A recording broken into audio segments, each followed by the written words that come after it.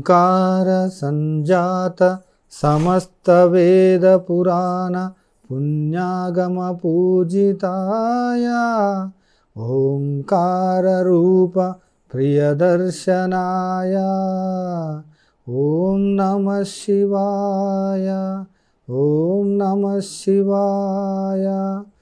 శంకరస్య చరితా కదామృతం చంద్రశేఖర గుణానుకీర్తనం నీలకంఠ తవ పాదసేవనం సంభవంతు మమ జన్మ జన్మని సంభవంతు మమ జన్మ జన్మని.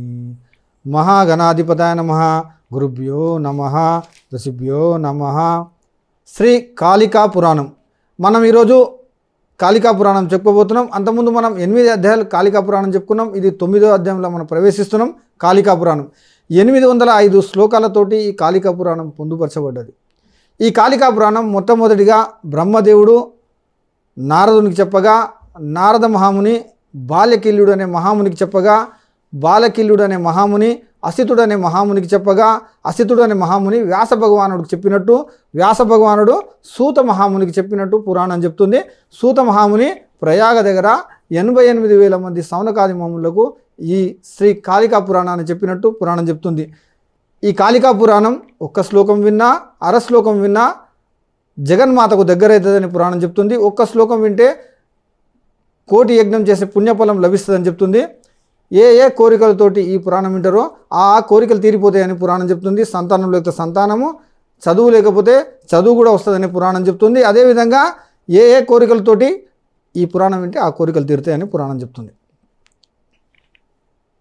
బ్రహ్మహత్య, ఈ పురాణం విన్న వారికి ఒకవేళ బ్రహ్మహత్య చేసిన వాడు ఉన్నా కానీ బ్రహ్మహత్య, శిశుహత్య, గోహత్య, రుణహత్య ఇలాంటి పాపాలు చేసినా కానీ ఈ పురాణం విన్నవారికి ఈ పాపాల నుంచి తొలగిపోతాయని పురాణం స్పష్టంగా చెప్తుంది. ఎలాగైతే మనం దీపాల రోజు పటాకులు పేలుస్తాం టపటపాన్ని, అలాగా పాపాలు పేలిపోతాయని పురాణం స్పష్టంగా చెప్తుంది.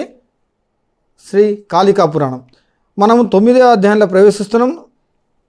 ఈ కథ 9వ అధ్యాయంలో మనం ప్రవేశించబోయే ముందు మనం ఈ కథ చెప్పుకొని మనము కాళికా పురాణం 9వ అధ్యాయంలో ప్రవేశిద్దాం. జనరల్గా రామాయణంలో తెల్లారితే రామచంద్ర ప్రభు రాజ్యం ఎక్కాలి. రాజ్యం ఎక్కాల్సిన రాముడు కైకేయి కొన్ని వరాలు అడుగుతుంది దశరథ మహారాజుకి. ఆ వరాలు ఇచ్చిన దశరథ మహారాజు కుప్పకూలిపోతాడు. తండ్రి మాట జవదాటగా, తండ్రి మాట ఇచ్చిన మాట జవదాటకుండానే ఆయన వనవాసం 14 సంవత్సరాలు వనవాసం వెళ్ళిపోతాడు. ఇది అందరికీ రామాయణంలో అందరికీ తెలిసిన విషయం. కైకేయి వరాలు అడగడం, దశరథ మహారాజు ఇవ్వడం, అది కుప్పకూలిపోవడం, దశరథ మహారాజు రామచంద్ర ప్రభు వనవాసం వెళ్ళడం, ఇదంతా మన అందరికీ తెలుసు. తర్వాత రామచంద్ర ప్రభు ఎప్పుడైతే వనవాసం వెళ్తాడో, వెళ్ళిన తర్వాత దశరథ మహారాజు రందితో చనిపోవడం, ఇదన్నీ మనము పురాణంలో రామాయణంలో మనం ఇతిహాసంలో మనం చదువుకున్నాం, విన్నాం.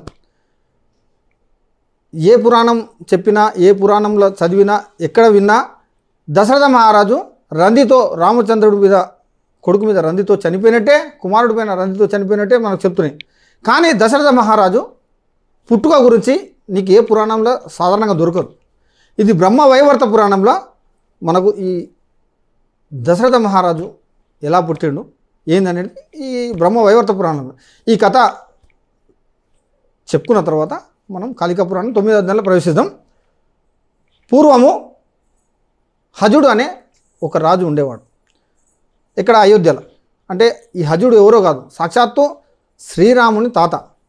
ఇతను అయోధ్య రాజుగా పాలిస్తున్న సమయంలో అతనికి సంతానం ఉండేది కాదు. ఇలాగే దశరథ మహారాజు కూడా సంతానం లేకుండా పుత్రకామిష్టి యాగం చేసినాడు. అదేవిధంగా ఈ హజుడికి సంతానం ఉండేది కాదు. ఈ అయోధ్య రాజుకి సంతానం ఉండేది. రోజు సరైన నదిలపై సూర్యునికి అర్ఘ్యం ఇచ్చి ఏదైతే అయోధ్యలో శివాలయం ఉంటే ఆ శివాలయం పెద్ద ఎత్తున ఆ శివాలయం ఉంటుంది. ఆ శివాలయంలో కూర్చొని రోజు శివుని అర్చించేవాడు మహాశివభక్తుడు అజుడు.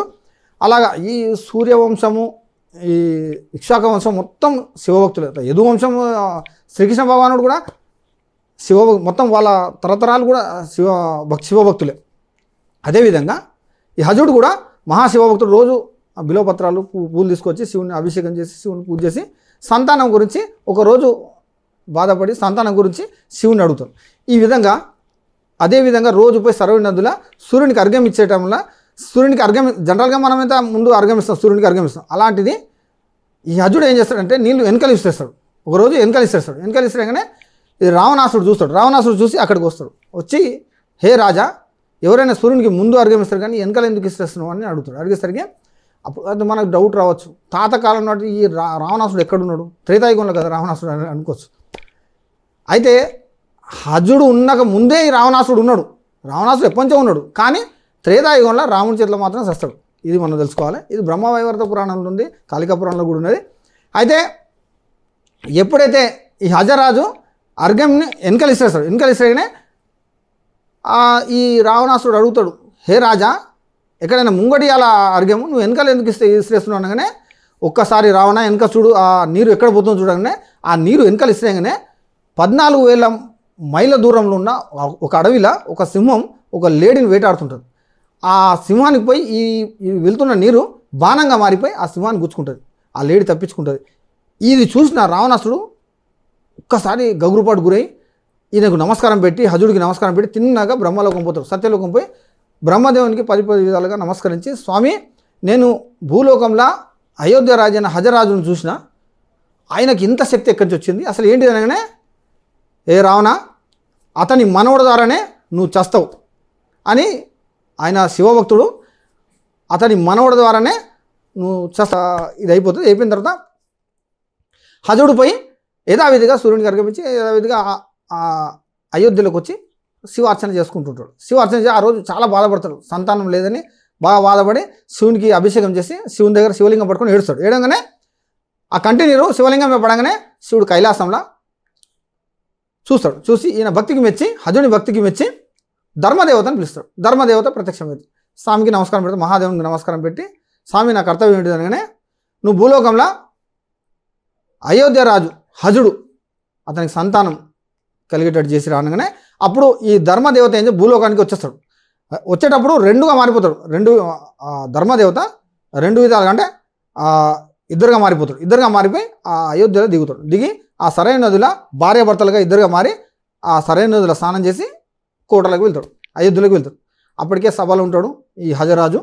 వెళ్ళగానే ఇట్లా బ్రాహ్మణోత్తముడు వచ్చిందని తెలిపగానే భార్యాభర్తలకు వాళ్ళకు, బ్రాహ్మణుడు అంటే ఆ కాలంలో అంత అద్భుతంగా, ఇప్పుడంటే అంత లేదు కానీ అప్పుడేమో బ్రాహ్మణులు అంటే చాలా రాజులు చాలా ప్రిఫరెన్స్ ఇచ్చేవాళ్ళు. అయితే అతనికి అన్ని విధాల ప్రిఫరెన్స్ ఇచ్చి రావడం కారణం అడుగుతాడు. అడగానే ఈ బ్రాహ్మణోత్తముడు అంటాడు, హే రాజా, నీకు సంతానం లేదని నాకు తెలిసింది, నీ గురించి ఒక యాగం చేయాలనుకుంటున్నా, నువ్వు ధర్మంగా సంపాదించిన ఏదైనా ధనం ఉంటే అనగానే హజరాజు ఏం చేస్తాడు, అయోధ్యలో ఉన్న ఎంత ధనం ఉంటుంది అంత ధనగారం నిండిపోయి ఉంటుంది.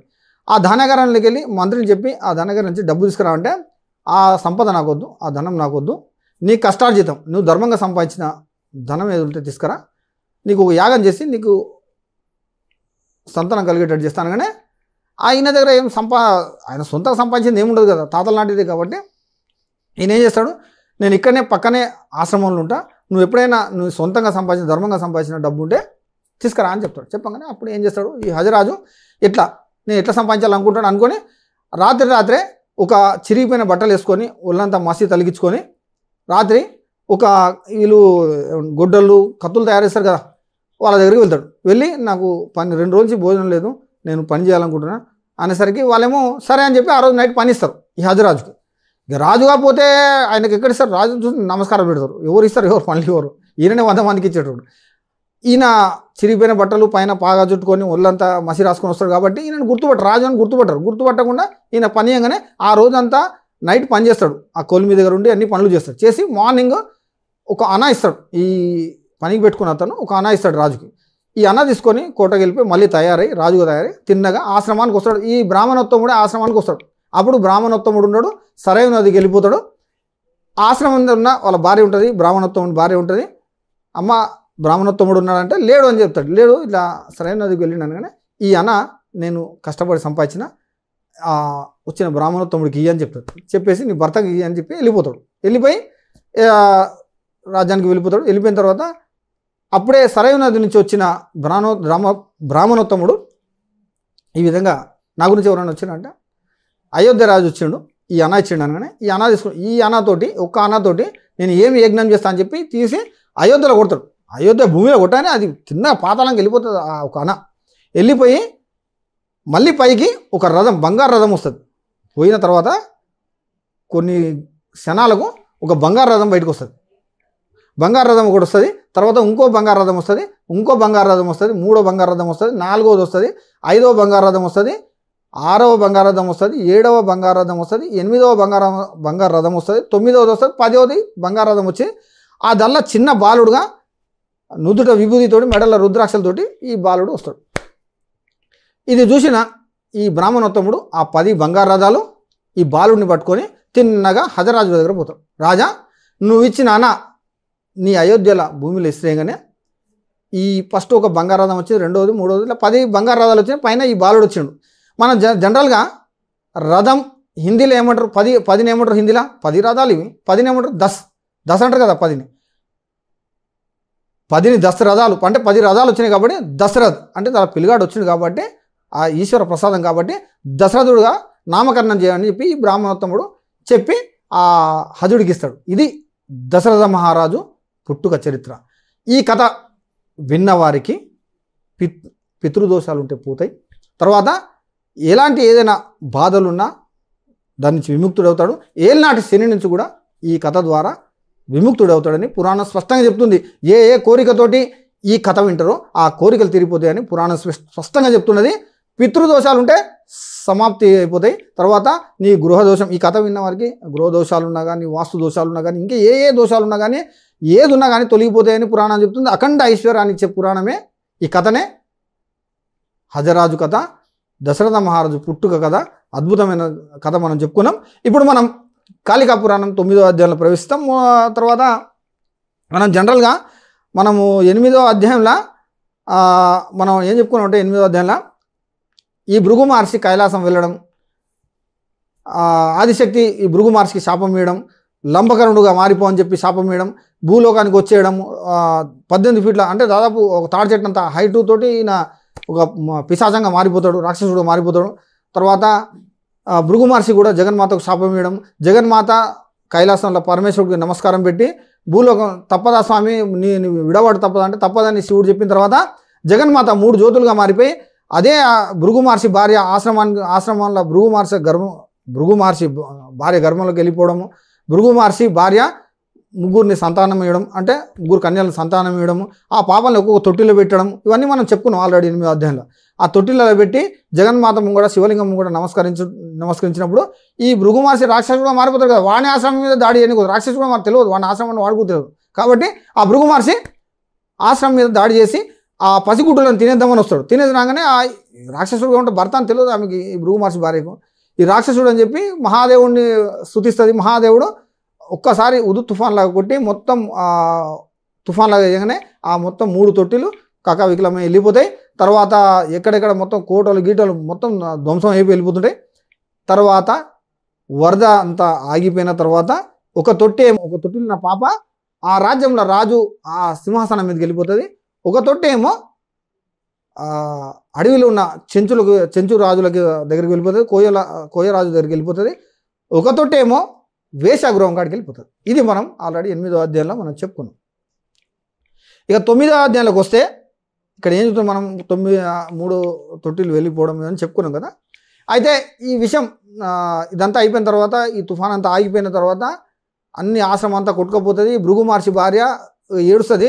ఆ శివలింగం దగ్గర కూర్చొని స్వామి మహాదేవ నా భర్త నీ గురించి కైలాసం వచ్చిండు, నిన్ను వెతుకుంటూ కైలాసం వచ్చిండు, నా భర్త జాడ తెలియలేకపోయింది, నా పిల్లలు 3 పసిగుడ్డులు ఆ 3 తొట్టిలు ఎక్కడో వెళ్ళిపోయి నా పిల్లలు ఎక్కడో కకావికలం వెళ్ళిపోయారు, ఇక నేను బతికేందుకు అని చెప్పి ఆ రాయికేసి కొట్టుకోబోసరికి ఆ శివలింగాలకు వెళ్ళి శివుడు 5 సంవత్సరాల బాలుడుగా బయటకు వస్తాడు. బయటకు వచ్చిన తర్వాత అక్కడ అప్పటికే సప్త ఋషులు వచ్చి ఆమెకు నచ్చజెప్పి ఈ బాలుని పెంచుకో అని చెప్పి శంకరుడు అని నామకరణం చేస్తారు. ఆ బాలుడికి ఆయన పెంచుతుంది. పెంచేటప్పుడు చెప్తాడు నీ భర్త గురించి తెలుసుకోవాలనుకున్నాం కానీ మీ భర్త కైలాసం వెళ్తా అని చెప్పి వెళ్ళిండు, శబ్దం చేసి వెళ్ళిండు, ఇప్పటివరకు రాలే, ఏమైందో, మేము యాగం చేస్తుంటే రాక్షసులు వచ్చి మాకు ధ్వంసం చేసి వెళ్తారు, ఏం చేయాలని చెప్పి అనుకుంటా త్వరలో మేము యాగం చేసి నీ భర్త ఆచూకి తెలుసుకుంటామని చెప్పి భృగు మహర్షి భార్యకు అభయాన్ని ఇచ్చి ఈ సప్త ఋషులు వెళ్ళిపోతారు.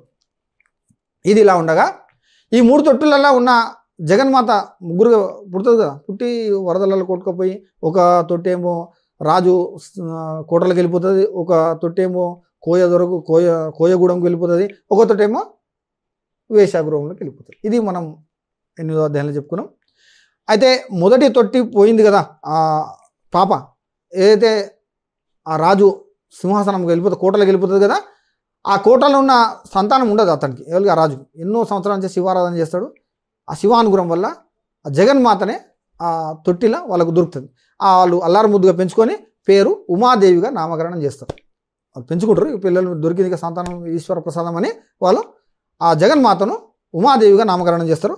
తర్వాత రెండో తొట్టిలో ఉన్న జగన్మాత ఆ పాప ఆ కోయదొరకు దొరుకుతుంది. ఆ కోయదొరకు దొరకగానే కోయలు తీసుకొచ్చి ఆ కోయదొరకు అప్పచెప్పగానే కోయదొర ఏం చేస్తాడంటే చండీదేవిగా నామకరణం చేస్తాడు. ఇది రెండవ తొట్టిలో ఉన్న జగన్మాత. అయితే మూడవ తొట్టి ఎక్కడ పోతుందంటే వేశ్యాగృహంలోకి వెళ్తుంది.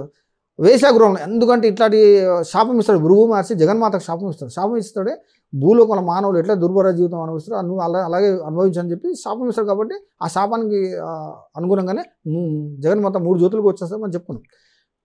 వేశ్యాగృహంలో ఒక తొట్టి వచ్చేస్తుంది. ఆ తొట్టి వేశ్యాగృహంలో ఉన్న వాళ్ళు ఆ తొట్టిలో ఉన్న పాపకు గౌరీదేవిగా నామకరణం చేస్తారు. అయితే ఇక్కడ మనం తెలుసుకోవాలి ఏంటంటే మూడో జ్యోతి అయిన జగన్మాత గౌరీదేవిగా నామకరణం చేసిన తర్వాత పుట్టిన 5 సంవత్సరాల నుంచి అంటే పెరిగిన 5 సంవత్సరాల నుంచే మహాశివభక్తురాలుగా నుదుట విభూది, మెడల రుద్రాక్ష, శివ పంచాక్షరి, ఆమె నిరంతరం శివ దీక్షలా ఉంటుంది, పాశుపత దీక్షలో ఉంటుంది. ఆమె నడుస్తుంటే బంబం బంబం అనే శబ్దం వస్తుంటుంది, డమరుకం వాయించుకుంటూ ఆ వీధిలో వంట వెళ్తుంటుంది. అద్భుతంగా ఈ కథ ఉన్నది ఇలా. అయితే ఇలా కాలం నడుస్తుంటే వీళ్ళు యుక్త వయసుకు వస్తారు. యుక్త వయసుకు వస్తే అక్కడేమో ఆశ్రమంలో భృగుమహర్షి ఆశ్రమంలో ఈ శంకరుడు కూడా పెద్దగా అయిపోతాడు. తర్వాత ఈ మునులందరూ కలిసి పెద్ద యాగం చేస్తారు. ఈ యాగంలో కూడా రాక్షసులు ధ్వంసం చేయడానికి వస్తే ఈ శంకరుడు వాళ్ళకి సంహరిస్తాడు. సంహరించిన తర్వాత అక్కడి నుంచి కలల ఈ కోటలో ఉన్న ఉమాదేవి కనబడుతుంది. ఈ శంకరుడు కనబడిన తర్వాత చెప్తాడు కదా, మాటిస్తారు కైలాసంలో మిమ్మల్ని నేను వదిలి ఉండలేనని చెప్పి అంటాడు కదా శివుడు. ఆ కలల ఉమాదేవి కనబడుతుంది, ఉమాదేవికి శంకరుడు కనబడతాడు. కనబడిన తర్వాత వీళ్ళు ముగ్గురు శివుని గురించి తప్పించిపోతుంటారు. జగన్మాత పార్వతీమాత తప్పించిపోతుంటారు శివుని గురించి, శివుడు కూడా జగన్మాత గురించి తప్పించిపోతుంటాడు. శంకరుడు రూపంలో ఉన్న ఆ శివుడు కలల ఈ ఉమాదేవి కనబడుతుంది. కనబడేసరికి నేను కోటలో ఉన్న ఉమాదేవి కనబడుతుంది. కనబడేసరికి నేను తల్లికి చెప్తాడు. చెప్పి నేను ఇట్లా నాకు ఇట్లా పలానా అమ్మాయి కనబడుతుంది, నేను వెళ్తున్నా, కోటలో ఉన్నది, ఆమె చూడడానికి వెళ్తున్నా అని చెప్పి ఈ సప్త ఋషులకు చెప్తాడు. తర్వాత ఆ తల్లి కూడా చెప్పి బయలుదేరుతాడు. బయలుదేరి వెళ్తుండగానే అభయారణ్యంలోకి వెళ్తాడు. అభయారణ్యంలో ఈ చెంచులు ఉన్న ఆ గూడెం కాడికి పోతాడు. పోయేసరికి చండీదేవి కనబడుతుంది. అక్కడ వేషభూష అంతా ఈ కోయోళ్ళు ఎట్లుంటారో అలాగనే ఉంటారు. ఉండేసరికి కోపంతో ఉంటుంది. చండీదేవి అంటే కోపమే కదా, కోపంతో ఉంటుంది అమ్మ. కోపంతో ఈ శంకరుని చూసేసరికి ఎవరు చూసినా కోపంతో ఉండేది అమ్మ. శంకరుని చూసేసరికి కూల్ అయిపోతుంది. అక్కడ నుంచి ఆ శివుడు ఇష్టపడతాడు. నేను చూసిన కళల ఉమాదేవి ఒక రాజకుమార్తెలా ఉండే, ఈయన చూస్తే సేమ్ ఒకటే రూపం ఉంది, ముగ్గురు కూడా సేమ్ రూపం, అలా తీయదు పెట్టదు. అయితే ఈ రూపం కూడా ఇలా ఉంది, ఏదైతే ఏంది దేవి ఈ దేవే కదా అని చెప్పి ఆ కోయలను పట్టుకొని తీసుకుపోయి ఈయనను బంధించి తీసుకుపోయి కోయ ద్వారా తీసుకుపోతారు. శివుని బంధించగలుగుతారు, వీళ్ళు బంధించలేరు. కాబట్టి ఆ చండీదేవి గురించి కావాలనే బంధించబడతాడు. తిన్నపోయి నిలబడతాడు. నిలబడ్డ తర్వాత అక్కడ కోయదొర ఏమయ్యా నువ్వు ఎవరు, నువ్వు మా కోయగూడానికి ఎందుకు వచ్చినావు అట్లా అనగానే నేను మీ చండీని ఇష్టపడ్డాను, మీ చండీని పెళ్లి చేసుకుంటా అని చెప్పగానే అదంతా ఉండదు. ఇక్కడ సాంప్రదాయం ఏంటంటే మాకు అమ్మవారు ఉన్నది, తర్వాత అమ్మవారికి పూజ చేసేటోళ్ళు కావాలి, తర్వాత ఇక్కడ మల్ల యుద్ధం, ఈ గూడెంలో ఇక్కడ చుట్టుపక్కల ఉన్న వాళ్ళు చాలా యోగులు ఉన్నారు, వీళ్ళందరినీ ఓడిస్తేనే చండీని పెళ్లి చేసుకోవాల్సి వస్తుందని చెప్పగానే సరే నేను దేనికైనా నేను ఓకే అంటాడు. శంకరుడు దేనికైనా ఓకే అంటాడు. ఓకే అనేసరికి ఆ మల్ల యుద్ధంలో గెలుస్తాడు. గెలిచిన తర్వాత తుక్కు కొడతారు, వీళ్ళందరినీ కొట్టేసి గెలుస్తాడు. గెలిచిన తర్వాత ఈ గెలవడం ఒకటే కాదు, మేము కళ్ళు తాగుతాము, ఇప్పసారా తాగుతాము, మేము మాంసం తింటాము, మేము కోళ్ళని తింటాము, పక్షులను తింటాము అనేసరికి మీరు ఏం తిన్నా నేను తినాల్సి వస్తానని నేను తింటా అంటాడు. జగన్మాత గురించి తింటా అంటాడు. ఇవన్నీ చేసి ఇదే కాదు, మేము ఊర్ల మీద పడి బందిపోటు అంటే దొంగతనాలు చేస్తాం, దారిదోపుడులు చేస్తాం, అది కూడా చేయాలి, నువ్వు చేస్తేనే ఇస్తామంటారు. సరే అని అన్నీ ఒప్పుకుంటాడు. ఒప్పుకున్న తర్వాత అప్పుడు ఆ కోట మీద దాడి చేయమని ఈయనతోటి ఒక 40 మంది నుంచి పంపుతాడు. ఓం నమ శివాయ, నెక్స్ట్ అధ్యాయంలో మనం చెప్పుకుందాం. హర హర మహాదేవ శంభో శంకర.